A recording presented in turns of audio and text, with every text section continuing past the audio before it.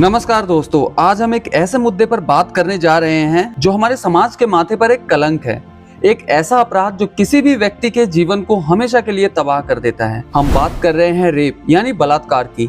एक घृणित अपराध जिसके लिए न केवल सजा सख्त होनी चाहिए बल्कि हमारा समाज और हमारी व्यवस्था भी उतनी ही सेंसिटिव होनी चाहिए। रिसेंटली चाहे हम बंगाल वाला केस उठाए या कोई और, दोस्तों शायद ऐसी बहुत से केस होंगे जो कभी सामने ही नहीं आते होंगे, उन्हें पहले ही दबा दिया जाता होगा। हाल ही में इटली की प्रधानमंत्री मेलोनी ने इस क्राइम को कंट्रोल करने के लिए एक बहुत ही टाइट और निर्णायक फैसला लिया है। इटली में अब रेपिस्ट को केमिकल कैस्ट्रेशन की सजा दिए जाने पर विचार किया जा रहा है। यहाँ तक कि कुछ मामलों में इम्प्लीमेंट भी करा जा चुका है। इसका मतलब ये है कि रासायनिक प्रक्रिया के जरिए उनकी सेक्सुअल एबिलिटी को खत्म करा जाए ताकि वे दोबारा ऐसा अपराध न कर सके। यह फैसला दुनिया भर में अभी चर्चा का विषय बना हुआ है। यह दिखाता है कि एक देश अपने नागरिकों, खासकर महिलाओं और बच्चों की सुरक्षा के लिए कितनी गंभीरता से सोच सकता है। यह एक ऐसा कदम है जिससे रेपिस्ट की रूह तक कांप जाएगी।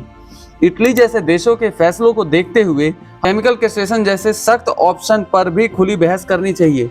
इसके मोरल, लीगल और सोशल पहलुओं पर गंभीरता से विचार होना चाहिए कि क्या ऐसे कदम भारत में भी लाना चाहिए।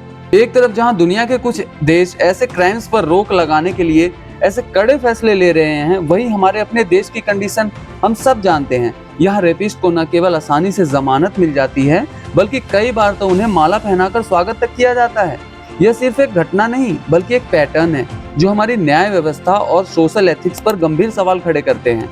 हमारे देश में बलात्कार के मामलों में प्रोसेस ऑफ जस्टिस अक्सर बेहद लंबी और थकाऊ होती है। पीड़ितों को सालों तक अदालत के चक्कर लगाने पड़ते हैं। इस दौरान कई बार अपराधी आसानी से जमानत पा लेते हैं और बाहर आकर सबूतों को खत्म करने या पीड़ितों को धमकाने की कोशिश करते हैं। जमानत मिलना कोई अपराध नहीं है, लेकिन ऐसे क्राइम्स में जब यह आसानी से मिलते हैं तो लोगों का न्याय पर से विश्वास उठने लगता है। इससे भी ज्यादा दुखद और शर्मनाक ये है कि कुछ मामलों में अपराधियों को मिलने वाली सोशल और पॉलिटिक्स सपोर्ट। जब एक बलात्कारी को कानून के दायरे से बाहर आकर हीरो की तरह माला पहनाई जाती है तो यह दिखाता है कि हमारे सोसाइटी का एक हिस्सा इस अपराध की सीरियसनेस को समझ ही नहीं पा रहा है। यह विक्टिम के दर्द का मजाक उड़ाता है और अपराधियों को बढ़ावा देता है। देश में सख्त कानून तो हैं, जैसे आईपीसी की धारा 376, पॉस्को एक्ट, लेकिन सवाल उनकी इफेक्टिवनेस और इम्प्लीमेंटेशन पर है। क्या कानून सिर्फ किताबों में है या उन्हें जमीन पर भी उतारा जा रहा है? कुछ लोग मानते हैं कि इसके पीछे एक घटिया सोच और एक परवरिश जिस पर माँ बाप को भी शर्म आ जाए। एक ऐसी सोच जो महिलाओं को अपने से कम समझती है, हवस को बढ़ावा देती है और अपराधों को छिपाने या उन्हें सामान्य बताने की कोशिश करती है। ये मेंटेलिटी बलात्कार को केवल एक अपराध नहीं बल्कि कभी कभी महिला की इज्जत से जोड़ कर देखती है, जिससे पीड़ित को ही शर्मिंदगी महसूस होती है और यह पुलिस कंप्लेन तक करने में डरती है।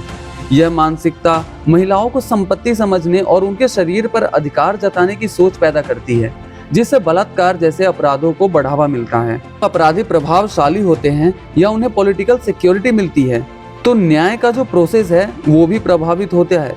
पुलिस पर दबाव, सबूतों से छेड़छाड़ और गवाहों को धमकाना, न जाने कितनी ऐसी प्रक्रिया है जो कि अपराधी द्वारा करा जाता है। यह सब पावर के गलत यूज करने का परिणाम है। ऐसे में जवाबदेही की कमी साफ दिखती है, जिससे आम जनता का विश्वास न्याय व्यवस्था से उठने लगा है। हमारा समाज अक्सर इस टॉपिक पर चुप रहता है। विक्टिम ब्लेमिंग यानी पीड़ित को ही दोषी ठहराने का ट्रेंड भी बेहद खतरनाक है। जब समाज ही पीड़िता को कटघरे में खड़ा कर देगा तो वह न्याय की उम्मीद कैसे करेगी? बलात्कार का अपराध सिर्फ एक कानूनी समस्या नहीं है, यह हमारे समाज की आत्मा पर एक घाव है। इस घाव को भरने के लिए हमें लॉ, न्याय व्यवस्था और सोशल एथिक्स तीनों लेवल पर काम करना होगा।